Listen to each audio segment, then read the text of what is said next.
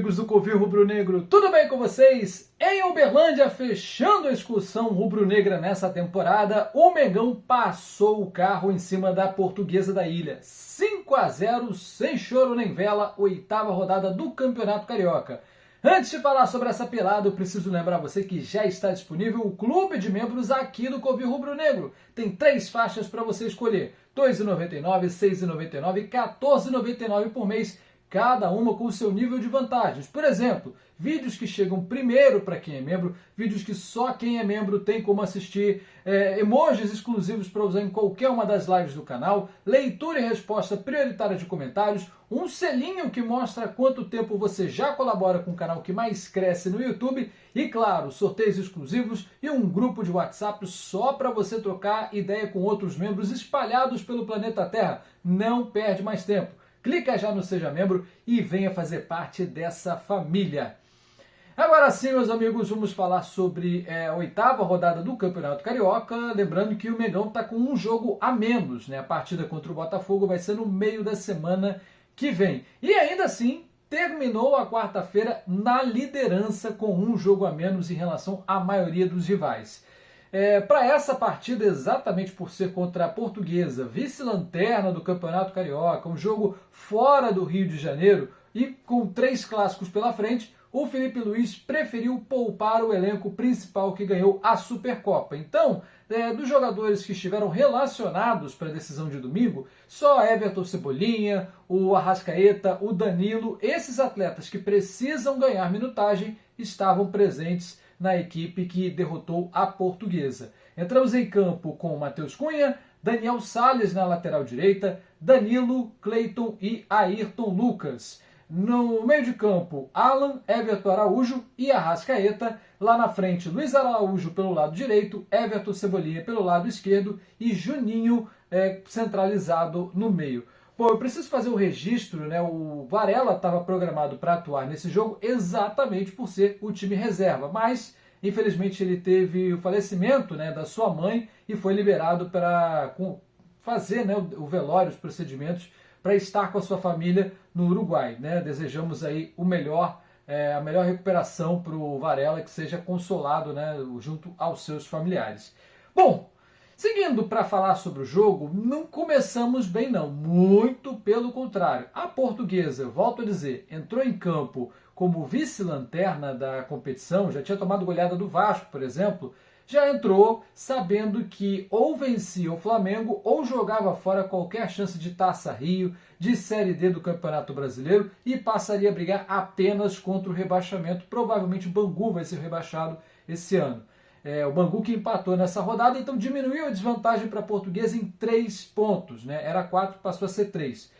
A Portuguesa foi para cima como franca atiradora. Nos primeiros 10 a 15 minutos foi até melhor que o Flamengo. O Flamengo tinha posse de bola, mas as chances de ataque mesmo eram da luzinha carioca. E aí, até a parada técnica foi um show de horror. Um time que não está muito bem treinado, né? Não está entrosado, essa é a melhor palavra para definir, né?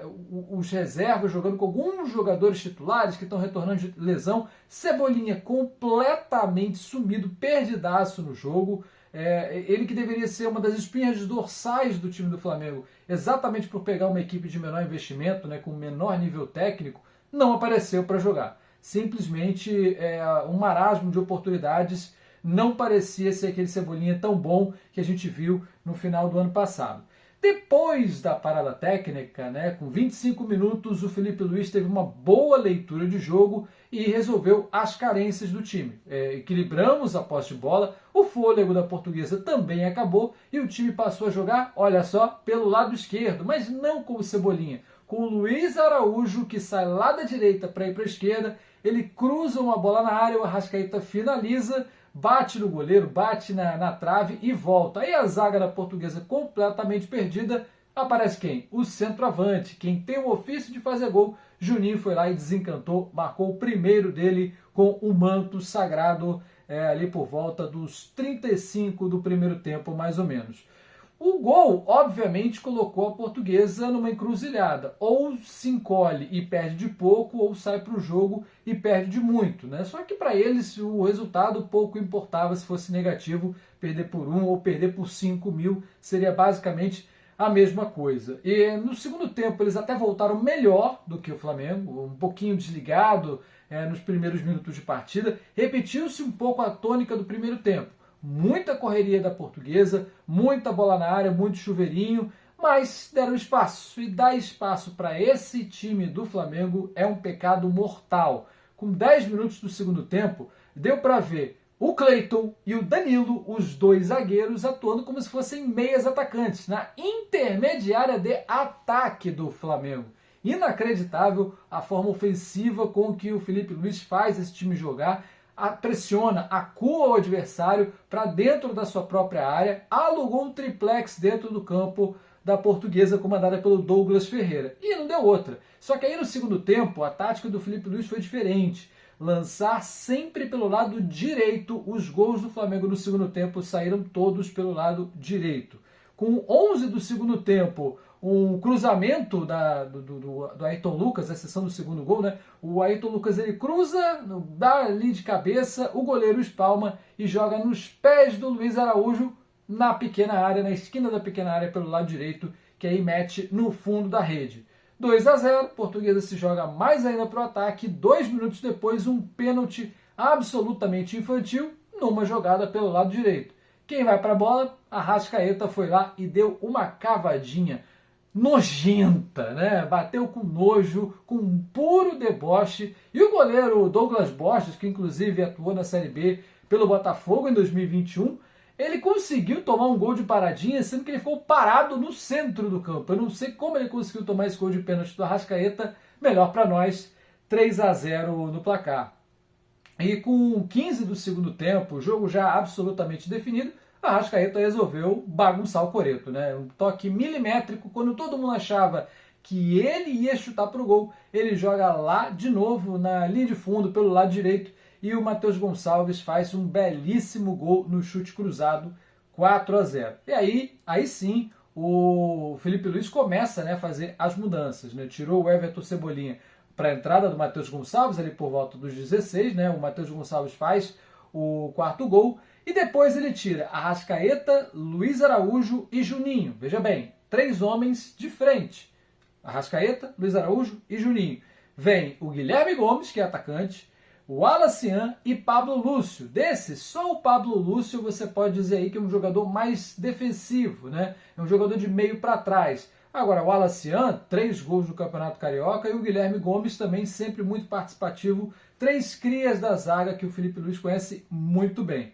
E não deu outra. Faltando 9 minutos para acabar o tempo regulamentar, ele ainda coloca o Schola no jogo, né? Com 4-0, jogo absolutamente controlado. Aí foi a vez de colocar o jovem nigeriano, que foi protagonista no nosso título da Libertadores Sub-20, que aliás o Flamengo vai começar a defender em breve, né? Então deu uma boa minutagem para essa galera. E não deu outra, faltando aí 3 minutos para acabar o tempo regulamentar, 42 do segundo tempo, o Guilherme Gomes lança o Alacian, adivinha por onde? Pelo lado direito, ele vai lá e dá os números finais da partida. 4º gol do Alacian no Campeonato Carioca, é um dos artilheiros da competição até aqui, e vai mostrando, né, vai colocando aquela pulguinha na orelha do Felipe Luiz, quem sabe pode vir a ser aproveitado ao longo da temporada no elenco profissional, se ali a segunda, terceira, quarta opção, a depender das lesões, né, que teremos na temporada, competições em simultâneo, Brasileirão começa em março, vem aí Libertadores, tem aquela parada para o Mundial de Clubes, então realmente é hora de muita gente mostrar serviço. Só quem não vai mostrar serviço é o Thiaguinho, negociado, rescindiu o contrato com o Flamengo nessa quarta-feira, está a caminho do CRB, da segunda divisão, ele que já atuou no ano passado no Nordeste, mas pelo 13 na quarta divisão do Campeonato Brasileiro. É mais um alívio na folha, né? Que bom, vai ter mais oportunidades de jogar lá no Nordeste. Com esse resultado, como eu disse, o Flamengo foi para a liderança, ainda que temporária, dormiu a quarta-feira na liderança, graças à vitória do Fluminense em cima do Vasco no clássico lá em Brasília. Lembrando, o Vasco já tem os 8 jogos e o Flamengo tem 7. Ainda vai atuar contra o próprio Vasco, mas estamos na frente. A conferir como é que vai terminar a rodada aí com Volta Redonda, Nova Iguaçu e Maricá, mas estamos muito bem na parada.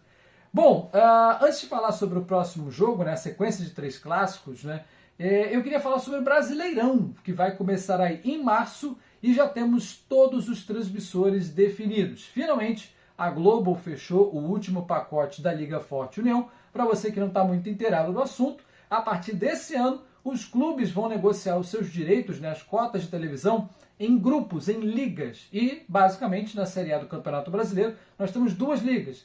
A Libra, que é a qual o Flamengo participa, e a Liga Forte União. Essa Liga Forte União ela tem 11 clubes, né? E graças à lei do mandante, significa que ela tem mais jogos para serem transmitidos. Só que é muito mais gente para dividir o mesmo bolo. A galera da LFU, os outros cariocas estão lá, estão comemorando, mas eu não comemoraria tanto assim, porque é muita gente para dividir a mesma grana. Muito provavelmente pode ser uma escolha complicada para eles a longo prazo, e nós não temos nada a ver com isso. Para resumir, Campeonato Brasileiro, a partir deste ano, terá 2 jogos na TV aberta, não importa onde você esteja no território nacional. A Globo, obviamente, ela vai escolher ali 1, 2, 3 jogos às 4 horas da tarde de domingo e vai regionalizar. O Rio de Janeiro vê um jogo, São Paulo vê outro, às vezes Minas vai ver um outro jogo, mas é fato que você vai ter um jogo na Globo às 4 da tarde de domingo e logo na sequência a Record entra com jogos às 6h30 da tarde de domingo. Lembrando que a Liga Forte União tem contrato para TV aberta com a Record, então para ver o Flamengo na Record, necessariamente vai ser como visitante. Vou dar um exemplo aqui, Corinthians e Flamengo. É um jogo que, com o mando do Corinthians, pode passar na TV aberta, na Record, domingo, 6h30. Agora, quando for Flamengo e Corinthians, necessariamente terá que ser na Globo, se for em TV aberta. O que o torcedor ganha? A partir de agora serão 2 jogos em TV aberta e não só um por rodada, como era apenas a Globo, né? Com esse novo pacote, tem uma vantagem. Dos 10 jogos por rodada, 9 deles estarão no Premiere. E aí a Globo tem total mobilidade para colocar jogos do Sport TV ou na TV aberta, mas quem assina o pacote do Premiere vai ter 90% do campeonato. E por que 90%? Porque uma das cotas da LFU de um jogo exclusivo, esse jogo exclusivo só vai passar no Amazon Prime Video. Então, resumindo para você, se você quer ver todos, absolutamente todos os jogos do Campeonato Brasileiro de 2025 e além, você tem que ter assinatura do Premiere, e aí não importa qual a sua operadora de TV, ou se você vai assinar o Premiere pela internet, e assinatura do Amazon Prime Video, porque Globo e Record são de graça. Então, 20% do Brasileirão passando de graça. Aliás, desses 9 jogos do Premiere, um é justamente o que vai passar na Record e também no YouTube através da Cazé TV. O resumo é esse. O torcedor ganha, né, porque tem um jogo a mais por rodada e vale a pena você ficar ligado para saber onde é que vai acompanhar o Mengão. Lembrando que os contratos da Liga Forte União, eles são até 2027, né, no caso da Record, TV aberta, e a Globo fechou contrato com eles em todas as plataformas até 2029. Então são 3 anos de Record e 5 na Globo, contratos fechados. Agora absolutamente todos os contratos estão fechados para o Brasileirão já a partir dessa temporada. É isso, meus queridos. Final de semana, a gente inicia uma semana de 3 clássicos e agora só jogos no Rio de Janeiro. No Maracanã a gente vai ter Flamengo e Fluminense, ou melhor, Fluminense e Flamengo, Fla-Flu 4-5-3. Neste sábado, 4h30 da tarde, jogo passando na Globo, no Sport TV e também disponível no Premiere. Aí no meio da semana que vem a gente cumpre o jogo que está faltando contra o Botafogo, da 7ª rodada do Carioca, e no outro final de semana, no outro sábado, Flamengo e Vasco pela 10ª rodada. Estamos muito próximos da classificação para a semifinal, que é a nossa obrigação, mas é claro, né? Se puder vencer esses 3 clássicos vai ser bom demais. Lembrando que o Flamengo não perde justamente desde o confronto contra o Fluminense, lá no comecinho do trabalho do Felipe Luiz. Vamos torcer para ele chegar a esse 20º jogo e exorcizar o fantasma de não vencer um clássico. Que seja um excelente jogo, vai estar quente demais no Maracanã com toda certeza, mas a gente espera um resultado positivo mais uma vez. Um grande abraço a todos e até a próxima. Tchau, tchau!